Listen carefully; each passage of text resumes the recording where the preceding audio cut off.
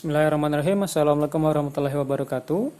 Selamat datang saya ucapkan kepada bapak-bapak, ibu-ibu sekalian, peserta dari Diklat Daring. Satu guru, satu aplikasi Android. Perkenalkan sebelumnya, saya Septarian Hidayat, biasa dipanggil Rian, yang dalam hal ini akan menyampaikan materi pertama terkait proses ataupun cara pembuatan aplikasi Android. Jadi untuk materi pertama ini adalah materi pengenalan, tahapan-tahapan apa saja, dasar-dasar apa yang kemudian harus kita ketahui. Jadi pertama-tama saya akan sedikit menjelaskan bahwa cara yang paling banyak digunakan oleh seorang developer ataupun seorang programmer dalam membangun sebuah aplikasi Android itu cara pertama itu adalah dengan memanfaatkan sebuah software ataupun program bernama Android Studio. Android Studio. Jadi program ini memang banyak digunakan oleh seorang developer ataupun seorang programmer dalam membangun sebuah aplikasi. Dan ini memang didukung banyak fitur, ya kan, yang sehingga memudahkan bagi seorang developer untuk membangun sebuah aplikasi. Tetapi untuk mampu menjalankan software ini, program Android Studio ini dengan baik, maka itu dibutuhkan sebuah kemampuan khusus bahasa pemrograman, ya, ataupun coding. Ya. Jadi untuk bisa menjalankan software ini, bapak-bapak, ibu-ibu harus cukup bisa mengerti bahasa-bahasa pemrograman ataupun coding. Dan tentunya untuk membuat aplikasi dengan cara yang pertama ini membutuhkan waktu. Jadi sangat rumit dan membutuhkan waktu yang cukup lama. Alternatif dari program ini adalah Eclipse, ya. Alternatif dari Android Studio itu adalah Eclipse yang sama fungsinya untuk membuat sebuah aplikasi Android berbasis coding. Yang kedua, cara yang bisa digunakan untuk membuat sebuah aplikasi Android itu adalah dengan menggunakan teknik drag and drop ataupun geser dan tahan. Jadi teknik inilah yang akan kita gunakan nanti. Ini sangat memudahkan kita, terutama bagi yang awam dalam bahasa-bahasa pemrograman ataupun bahasa-bahasa coding. Jadi tidak dibutuhkan kemampuan bahasa-bahasa coding. Jadi kita cukup menggeser tahan lalu kemudian jadi. Dan tentunya ini akan sangat memudahkan kita sekali dalam membangun aplikasi kita nanti.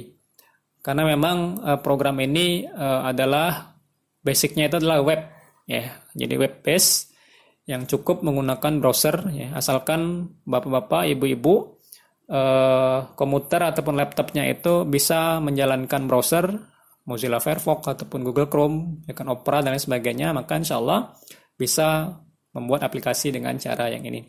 Dan ini akan sangat mudah sekali, ya kan, dan tidak membutuhkan waktu yang lama, ya kan. Bahkan di aplikasi yang pertama yang akan kita buat nanti itu tidak membutuhkan waktu lama, kurang lebih 1 jam, tidak sampai 1 jam itu sudah jadi satu aplikasi sederhana yang akan kita buat nanti. Dan program apa yang akan kita gunakan itu nanti akan kita jelaskan di video saya yang selanjutnya.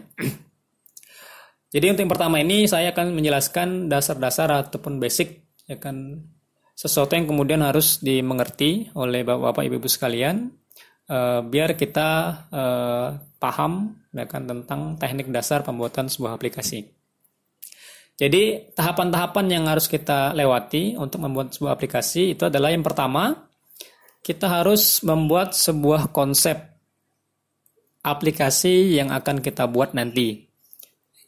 Ya, jadi mengapa saya meletakkan konsep ini di bagian pertama? Karena memang kita harus mampu dulu mengerti, memahami tentang konsep aplikasi seperti apa yang ingin kita buat nanti. Jadi kita sudah punya gambaran, kan? Kita ingin membuat aplikasi seperti apa sih? Bagaimana cara kita bisa membangun konsep ini? Jadi cara yang paling mudah untuk bisa membangun konsep itu adalah kita memperhatikan aplikasi-aplikasi yang kemudian sudah terinstall di smartphone kita. Jadi coba kita buka, Bapak Ibu sekalian, coba dicek aplikasi yang sudah terinstall di HP ataupun smartphone kita. Ataupun kalau tidak ada, maka coba kita cari di Google Play Store, ya kan, aplikasi-aplikasi sejenis yang ingin kita buat, lalu kita install, lalu kemudian kita perhatikan bagaimana bentuknya, warnanya, ya kan, menu-menunya, susunannya, layoutnya, dan lain sebagainya, serta fungsi-fungsi yang kemudian bisa didapatkan dari aplikasi tersebut. Ya kan? Jadi kita bisa mendapat gambaran ingin membuat aplikasi seperti apa nanti.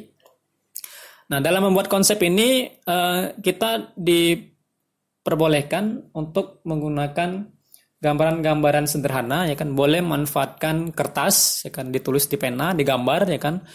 Saya ingin membentuk aplikasi seperti ini, menunya seperti ini, gambarnya di sini, logonya di sini, ya kan, boleh, ya kan. Atau kita bisa manfaatkan yang paling simple, kita manfaatkan pen, ya, program pen yang bisa kita gunakan. Bisa juga menggunakan Photoshop ataupun CorelDRAW, ya kan, silakan yang mana dikuasai.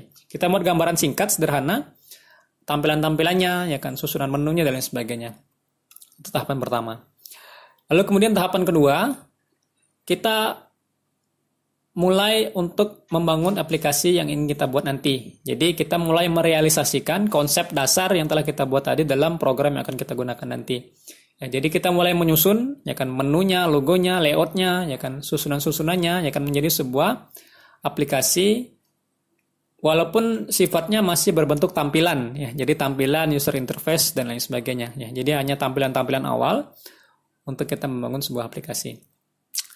Nah, tahapan yang ketiga, setelah kita membuat tampilan, user interface, susunan-susunan tombol, menu, ya kan, layout dan lain sebagainya, maka tahapan yang ketiga kita harus memastikan fungsi dari tombol ataupun menu tersebut bisa berjalan dengan baik. Ya, jadi setelah kita menyusun menu, tombol, ya kan, layout, ya kan, dan lain sebagainya, itu bisa mampu berjalan ataupun berfungsi dengan baik.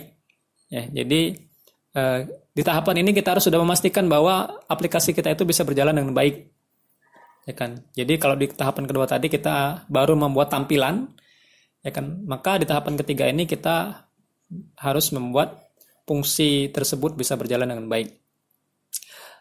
Lalu kemudian tahapan keempat, kita akan mengekstrak, membundel, ya kan, fungsi aplikasi tadi menjadi sebuah file, ya kan, yang berekstensi APK ataupun aplikasi, kan. Jadi setelah aplikasi tersebut sudah jadi, akan kita ekstrak, akan kita bundel menjadi sebuah aplikasi dalam bentuk file.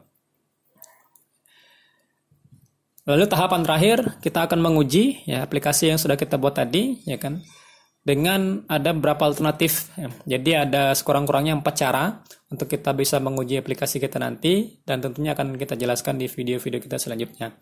Jadi itu kurang lebih ada 5 tahapan yang kemudian harus kita lewati, dari awal konsep, lalu kemudian kita realisasikan konsep, ya kan, dengan penyusun menu, ya kan, tampilan, layout dan sebagainya. Yang ketiga, kita memastikan menu-menu itu bisa berfungsi dengan baik. Dan yang keempat, kita akan membundel, mengekstraknya menjadi sebuah file aplikasi. Dan yang terakhir, kita akan mengujinya, ya kan, di smartphone kita masing-masing. Ya, mungkin itu, ya, tahapan-tahapan yang akan kita lewati nanti. Ya kan, ini sebagai pengenalan awal. Ya kan, Bapak Ibu, sekian dari saya. Terima kasih. Assalamualaikum warahmatullahi wabarakatuh.